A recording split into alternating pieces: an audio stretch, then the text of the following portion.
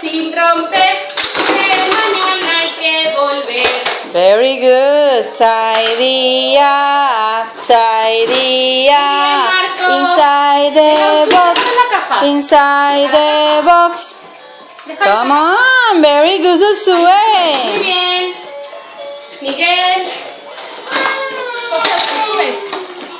A guardar, cada cosa en su lugar.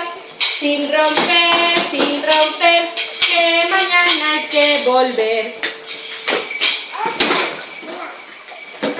Los juguetes hay que recoger y entre todos lo vamos a hacer.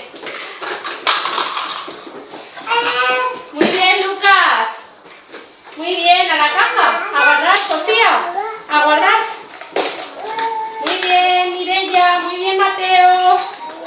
Miguel, déjalo en la caja. A guardar. A guardar las